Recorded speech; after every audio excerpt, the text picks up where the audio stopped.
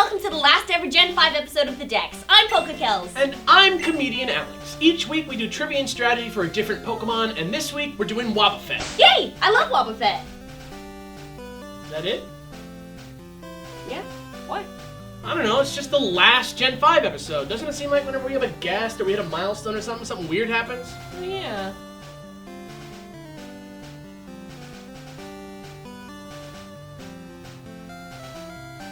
So let's hear about Wobbuffet?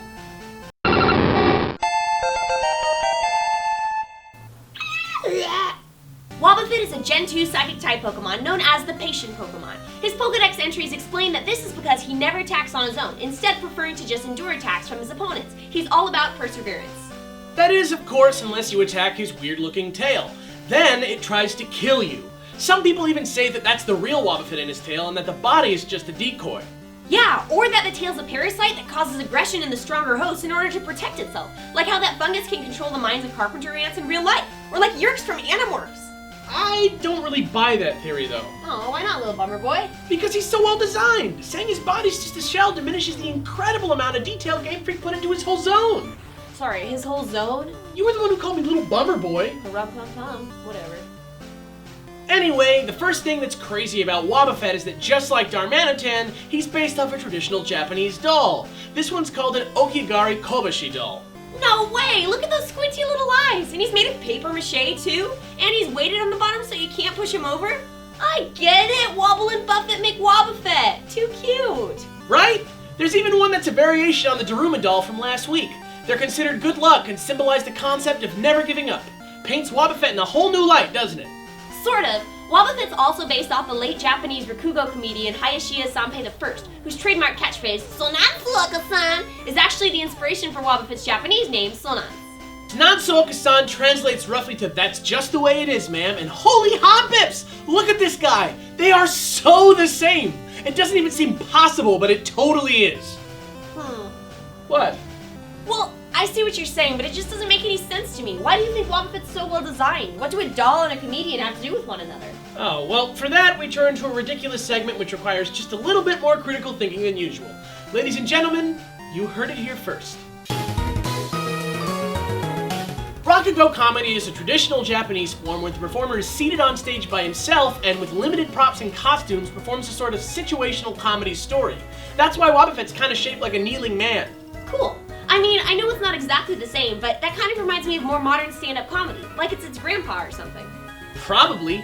And to make this connection even more complete, let's go back to Sanpei's catchphrase, "that's just the way it is, man."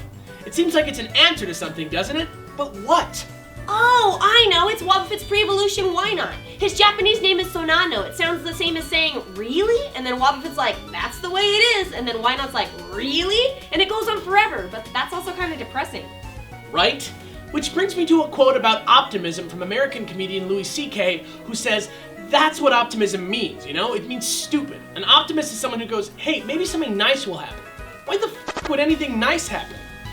Ugh, that's sad too. But that's life! Oh wow, and comedy is funniest when it's true! And life is true! And that's just the way it is, ma'am! Aw, cool. Wobbuffet's cool.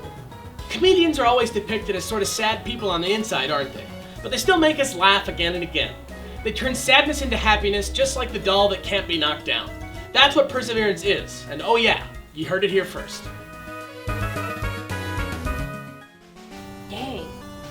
Dang! Are we reading too much into this? This is so cool, Game Freak! What are you doing to my brain? I don't think it's Game Freak that's doing something to your brain. What do you mean? I was just about to do the last ever Gen 5 battle strategy. Aw, this one single shot has been such a roller coaster of emotions. Pokemon! Wobbuffet's moveset is classic and is likely to go unchanged for a long time due to his signature ability, Shadow Tag. Shadow Tag prevents your opponent from fleeing or switching out unless they faint, unless they use something like Baton Pass, U-Turn, or Volt Switch, or they're holding a Shed Shell. To use this ability with Wobbuffet, grab a bold one and EB train it in defense and special defense. Wobbuffet needs to stick around for a long time to be effective, so give him leftovers to hold and teach him Safeguard to protect him from status moves. From there, give Wobbuffet Encore. It locks your opponent into their previous move for 3 turns, giving your other Pokemon on your team time to set up for free. It's fantastic. Round him out with Counter to deal with physical attacks and Mirror Coat to deal with special moves. True to his nature, these attacks do no damage on their own, but if your opponent attacks Wobbuffet first, they dish back double damage. and they can't even run away. That's crazy.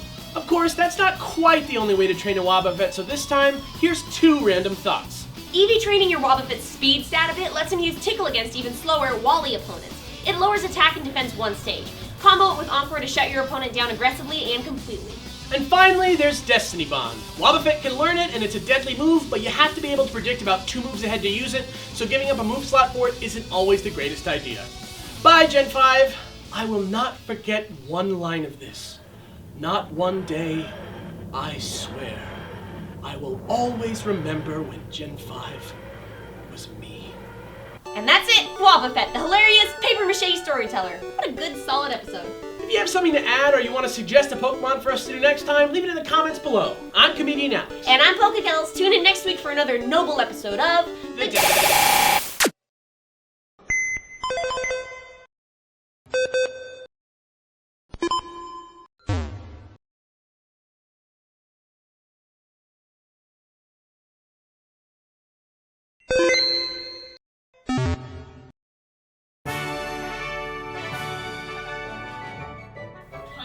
Paints Wobbuffet in a whole new light, doesn't it? Paints Wobbuffet in a whole new light, doesn't it? Get her done. Woo-hoo! All right.